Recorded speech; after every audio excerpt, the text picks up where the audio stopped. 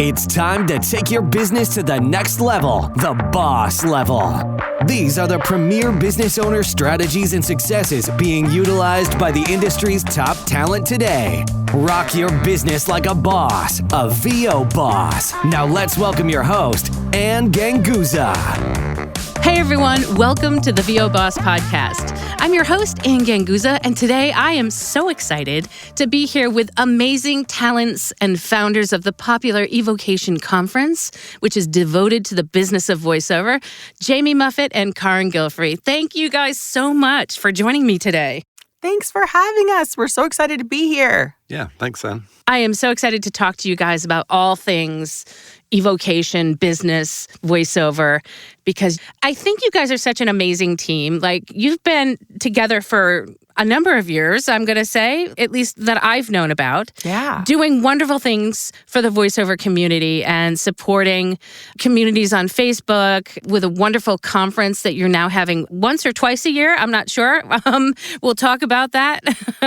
We're not really sure either, because I feel like as soon as we started this conference, then we had a global pandemic. And yeah, right? Oh my gosh. So now we're like, so what are we doing?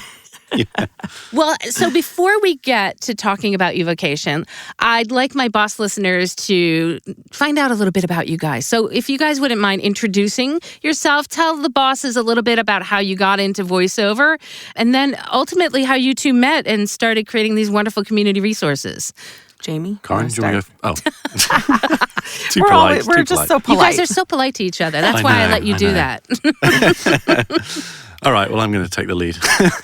I started voiceover in 2009 in the UK, and knowing that I was going to move to the US. So I sort of had this plan that was going to sort of be a job that I could start in the UK and then transition over. Only really had confidence in it because I had sort of recording knowledge. I was in the sort of studio world in the music industry, and so I knew how to record my voice, and I knew I was going to America where apparently they like English guy voices. So that's all I had really coming in. I started in the UK and then we moved over, and then I sort of continued on and gradually moved away from music into voiceover. That sort of happened actually fairly quickly. Yeah, I do a whole different array of genres of voiceover, anything that requires British guy really, that I'll throw my hat in the ring. And yeah, we connected, when was that? Probably, I don't know, like 2018 maybe? Oh, maybe earlier. Oh, right, yeah, maybe 2017. Because I feel like it was around when Mahalia was born, my daughter, and she was born in 2017. Yeah, and it was actually Sometime Tim Friedlander, I think, that introduced us. I think so. Tim shot me a message and was like, oh, there's this lady in New York who's got this huge Facebook group for New York voice actors. I was like, no. And so we connected that way, and yeah, we just sort of got on well. And I've obviously got my podcast, VO School, and she had her community, and we were talking, and we were like, well, there's nothing really in New York. Aside from Carin's regular classes and things like that, there was nothing big in New York, which seemed crazy. So that was sort of the burgeoning discussion that eventually resulted in vocation. Uh-huh. Carin? Yeah. I was a theater kid. My dad's an opera singer. My parents are both performers. And really, in my family, there are two options. You either become a teacher or a performer. And a teacher is really a kind of performer anyway. True. And so I ended up going to school for opera. And then after being in the opera industry for a while, it was so stressful. It's like being an opera singer is like being like an Olympic gymnast or something, or like a professional ballet dancer where you just have to be on top of your game all the time. And if you are even a little bit below what is considered absolute pro, then you're just like, you don't exist. So it was so stressful. And I had a friend who was narrating audiobooks, and I thought, oh, that would be a great thing to do. I can use my voice, I can use my acting abilities. And so I got into voiceover that way. What I didn't know, and this is part of the reason why we founded Vocation also, is like all the other skills that you have to know in order to be a successful voice talent. You have to learn how to record yourself and edit yourself and negotiate your own contract. And you have to learn how to direct market and set up a website and make sure that your online casting profiles are set up in a way that meets all the algorithmic things that you need to meet on those sites. It was just so much. And I loved every single part of it. The more I found that I could take the reins of my own career, the happier I was. Because in so many parts of the performance industry, the entertainment industry, if you're a performer, you're kind of like waiting for gatekeepers to open doors for you. And in voiceover, I find that it's not that way. You can really build your own career the way that you want to do it, and you don't have to wait for an agent or a manager or for winning a competition. You don't have to wait for any of those things. You just kind of jump in and go. Amen. Yeah. And it's awesome. That's one of the parts that I love about it as well. It's so refreshing to meet with a couple of people who probably love the business aspect of voiceover as much as the creative and performance aspect. So much. And I love how you said it's your own. This is something that you can direct your own business. And it's one of the reasons why I kind of diverged into 3 different brands myself, because I wanted to follow each passion and have that as part of my business. And I think that, honestly, there's so many people that it's so necessary, the business aspect of it, because I'm always saying that you can have the greatest voice in the world, but it doesn't mean anything if nobody knows about it. And so there's got to be that aspect that you are being able to market yourself and create the business that you want in order to be successful. And hey, I got to help pay the bills. That's for sure. Yeah. So the other thing that I love about voiceover is that there are so many ways to make a career. And like, I know that you, Anne, and I have totally different approaches to how we find work. Like, you are amazing at direct marketing, and you're great at marketing yourself and branding yourself. And you just said you have 3 different brands. And I don't do any of that. I started on online casting sites. And I just love to audition. And I audition all day long. And I think both approaches are valid, and both approaches can result in similar outcomes. And, you know, now I work with agents and managers too, and I love that part of it too. But I think Christian Lantz, who's, if you don't know Christian Lantz, he's a great voice talent. He said, voice actors are kind of like drivers, where like, if you say you're a driver, are you a race car driver? Or are you an Uber driver? Or are you a truck driver? Or are you like, what kind of driver are you? It's the same with voiceover. There are just so many different ways to be a voice actor. Yeah. And that's why at Vocation, we bring a lot of different people in to give you a lot of different approaches to doing the business of voiceover. And you take what works for you and you can toss out what doesn't work for you. So I like that. I do too. Yep. I love it. Jamie, your thoughts? I agree. One of those things that's so funny, because at conferences, when you're given choices about what classes to take, there are always the performance classes, and then there are like the business classes. I've noticed year after year, people are always going for those performance classes, yet what they really need is the business aspect to it. So I can completely appreciate and love the whole concept of a conference just about the business of voiceover. And you guys have really created something successful. So talk to us a little bit about the evolution of the conference and how you guys came to be, and that first year. What was it like? Well, we didn't want to just put on another conference that already existed, because what's the point in that? You know, I know things are a little different now post-COVID, or while we're in COVID still. But at the time, there were a whole bunch of conferences that, although in different locations, which is most important for a lot of people in terms of access, the offering was kind of similar. You know, I mean, you'd go to one conference and the similar kind of speakers.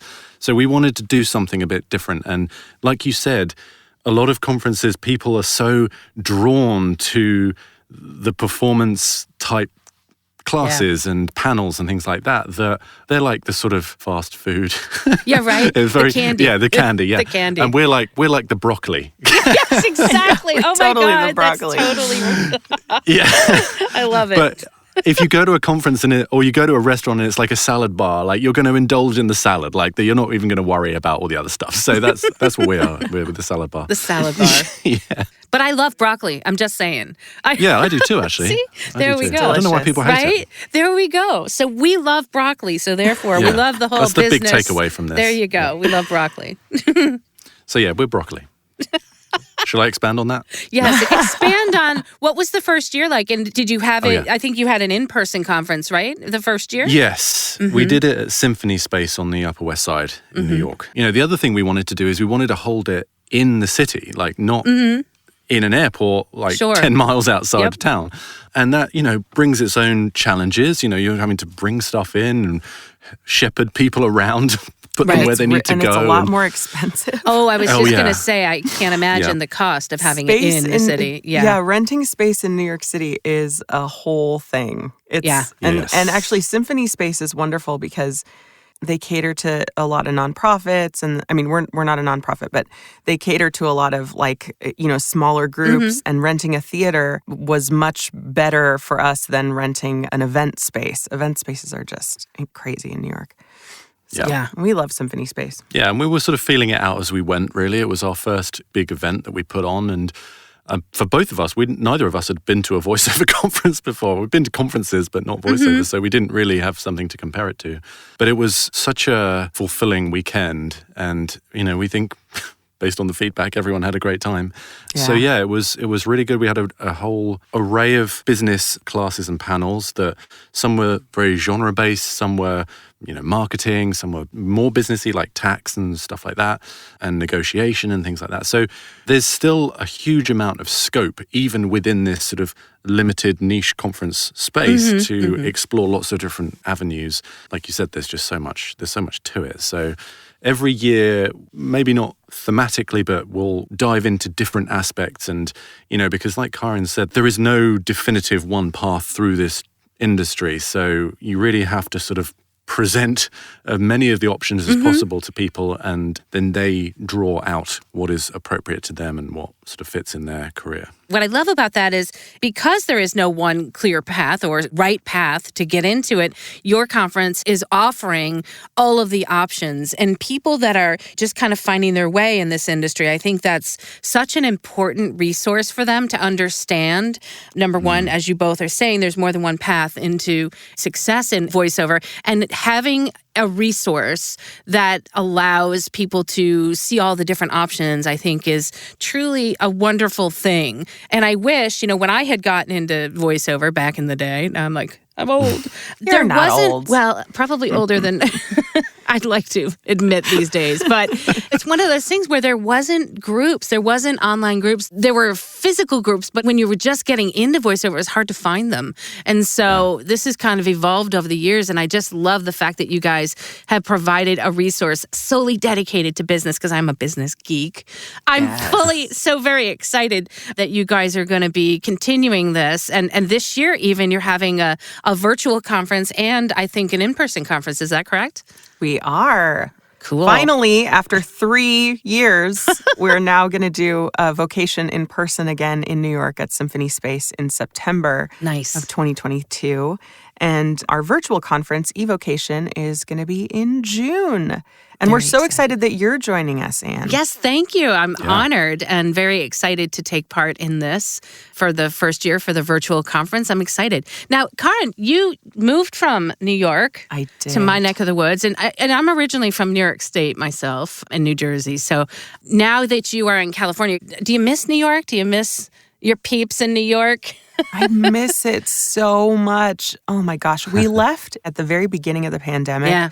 It was so crazy in New York at the very start. Yes. And I know. We have 2 little kids, and being in our little 800 square foot apartment with 1 bathroom and a potty training toddler and a baby and no backyard was like just impossible.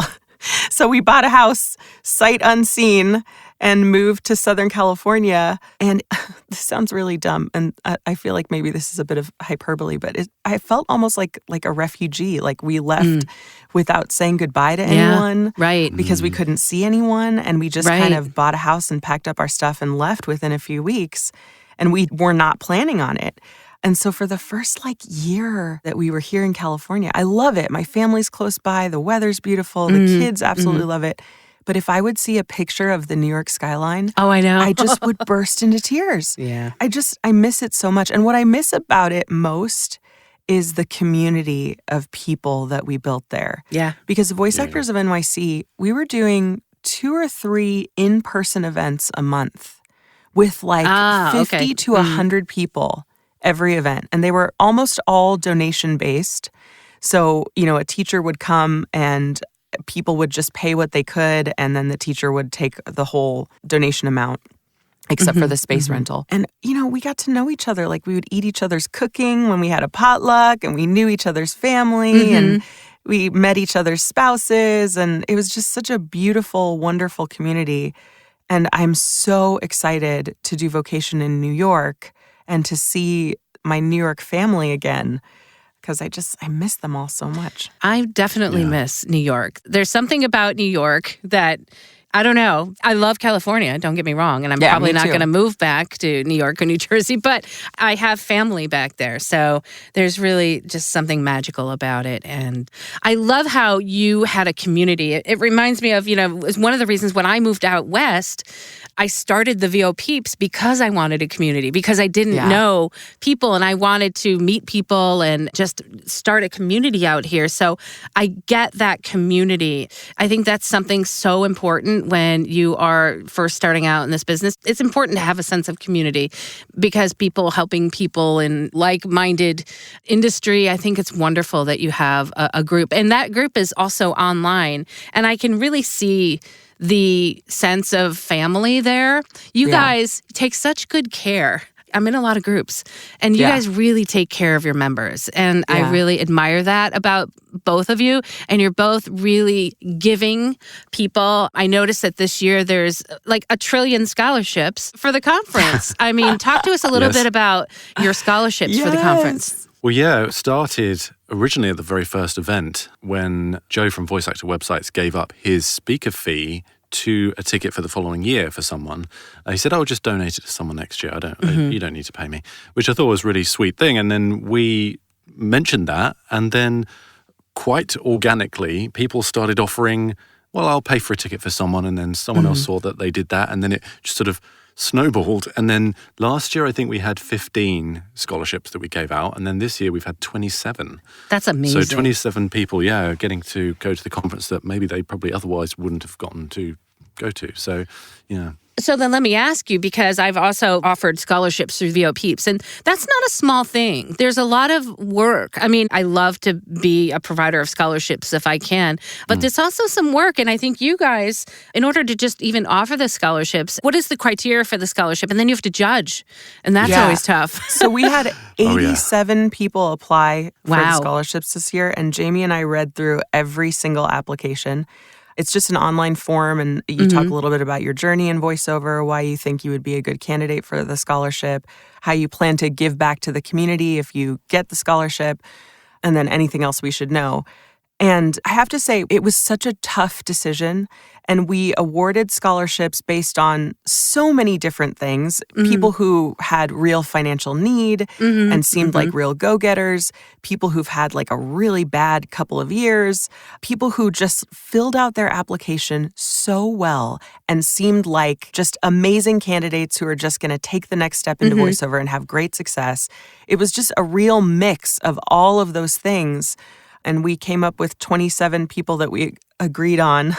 It took a little while, but... Yeah, we had a whole process that we had to go through to get to that point. I had a score sheet, and I love that you based it on financial need, and I really am a big proponent of offering scholarships to help people that really need it. And even if, like you said, if they've had a couple of tough years, and judging those entries are so difficult. I actually would have a different judging panel every year, which I never disclosed, but it became work for people, and I'm so grateful for the people that helped in the judging of that all, because it is a lot of work. And I thought for myself, for me to just judge, it was tough without having someone else have another objective view. So I would always get a team of people who would volunteer their time to judge. And so I love that you guys are doing scholarships, and just, it warms my heart. It really does, because I haven't had a VO Peeps scholarship in the last year, because I've kind of gotten on board with some other scholarships. And so I still once a year try to give out scholarships for VO Peeps for people that have a financial need. So kudos to you for that. So let's talk about your lineup this year. Who do you got coming? And what sort of topics are you going to be talking about? Well, we have a lot of great people. Maria Pandelino, of course, is a rock star. She's coming back. She is. Total rock star. She's going to give a talk called Non-Broadcast Genres, the Foundation of Your House. Oh, nice. Which is great. Love it. Love it. I feel that's up your street, Anne. Yeah. I'm going to be interviewing Mark Gus about the agent-client relationship. Mark Gus, of course, is a manager at ACM Talent, but he's been an agent as well. Amazing guy. We have a panel on all of the freelancer websites, including Fiverr and Upwork, and what they mean for our industry, and is there a way to use them ethically? Sure. We have I love it. Yeah, we have a working pros panel. What else do we have, Jamie? I think you So should have many cool prepped people things. that you were going to say the Fiverr word, because if someone's driving while they're listening to this, they probably just crashed their car. Yeah, that panel is called We Don't Talk About Fiverr, No. But we do. But we should. I mean, We should, right? yeah. I think we Don't should. talk about Fiverr, no. I'm kind of on board with that. I think there's too many people that aren't talking about it. Yeah. And there's too many people that don't talk about other things like synthetic voices. And I think that that's important. Yeah. Because how do we prepare ourselves for that Exactly. influence in our industry? So, I mean, you can't ignore Fiverr. It's there. Yeah. And other assorted, maybe freelance communities that are maybe not desirable in some people's eyes. I think, like you said, Carin, there's multiple paths. Exactly. And I am not here to judge, to be honest. I mean, we run our own businesses. I think that there's principles that we should all maybe try to strive for. And knowing your worth, which is, I think, at the top of the list. I think that that's definitely something that you have to understand. But then we all run our own businesses. I think so much of knowing your worth just comes from education. Yeah, agreed. When I started, I didn't even know that there were agents that were sending people out for auditions. I didn't know there was a union that I was supposed to join. I didn't know anything. All I knew is that I did a Google search and I found these online casting sites. And they were offering $100 for only a 30-second commercial. That's like so little time, right? I just had no idea. I get it. I had no idea what the rates were. Totally get that. Yeah, and that's how people start. They go on Fiverr because that's like the thing to do if you're a freelancer, and they don't know about the GVAA rate guide. They don't know that you're supposed to be getting higher rates. And I think when you know, then you charge more. Yeah. So I think education is a huge part of it. Yeah. And we can't fault people for not knowing what the industry standards are. The only thing we can do is educate. Lovingly guide them to charge more if they I agree. they I got on the pay-to-plays back when they were first starting, and they worked for me. But before the pay-to-plays, there was freelancer.com, and I don't even know if it was called that, but that was, if you want to talk about people who underbid in order to get a job, the earliest freelancer was people would go post their jobs, and the person that bid the lowest won. And I was on that. I'm not saying that could be considered the Fiverr of today, maybe, but I didn't know. Right, and again, I didn't have the education. There weren't the online communities like there were. And I found out and I learned, thankfully, that I was worthy of charging a fair rate. And ultimately, I evolved into the mindset, know your worth. And I think as influencers with the podcast that we are putting out there as a resource with the conferences, eVocation, I think that it's wonderful that we are putting out resources to educate people about knowing their worth. And that's all we can do, really. Yeah. Yeah. And it's only a part of the offering as well. So you may hear discussions about Fiverr and Freelancer and what have you, and then you learn about some of the other avenues, direct marketing, and then you determine where your path lies. That's sort of the beauty of this industry. And with some of the online discussions, particularly, not to make this all about Fiverr, but with some of the online discussions, you even mention that and you're immediately pounced upon, I and know. there is no discussion why it's bad, etc. But the other thing is that, for me, I think, if you've been in the industry for 5+ years, you don't know what it's like to start in 2022. The landscape is different now to how it was 5+ years ago. So we really should have those discussions to educate us who are more established as to what the lay of the land is in a sort of earlier phase. So we got a whole bunch of stuff. We got casting panels, rates and usage. Wow. We're teaching the email marketing class, and social media. We've got Natalie. Yeah, Natalie Nadas. She's so great. Yeah, she's an audiobook narrator who has just kind of exploded on TikTok, and fantastic, she's very funny and wonderful. So she's talking about social media. And we got the Voice Actor Websites crew talking all about how to optimize your website, and separately how to work your SEO. because they're two sides of the same coin, but you can't have one without the other if you really want to, your website to work. So yeah, there's other stuff too, but we won't go through everything. Well, it sounds like a fantastic lineup. And what are those dates? eVocation is June 10th, 11th, and 12th. Yes. Got it. 3 days. Your in-person one, you're kind of scoping out for the fall. Is that correct? We have the dates actually, September 10th and 11th in New York Fantastic. City.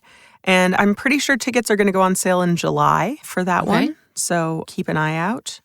And we actually have another kind of secret thing that we'll announce at the conference as well about something coming up in 2023. Awesome. Yeah. We won't tell you here, but it's a fun This is just a secret thing. tease. This is just A tease. I love secret things. Yes. All right. tease from the broccoli. I'm so excited. Bosses, really, this is a conference. I think everybody should go to this conference. Everybody in voiceover should go to this conference. I agree. It's just, such a wonderful resource for the community. Thank you guys so much for doing this, for your generosity. You guys are just amazing for being such a support in the community. I really appreciate that. I see it all the time. You guys are just so wonderfully supportive, and that is a wonderful thing.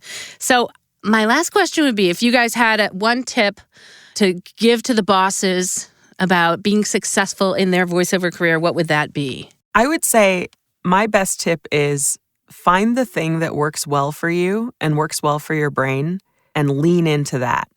So if you find that you absolutely love direct marketing, lean into that and do it to the best of your ability. Don't put all your eggs in one basket, of course, but really, really put focus and attention and love into that.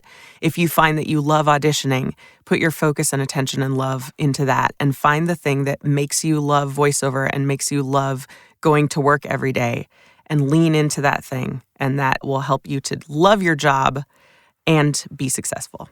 Awesome. Yeah, and I've been thinking a lot lately, the last sort of year or so, about how I interpret specs.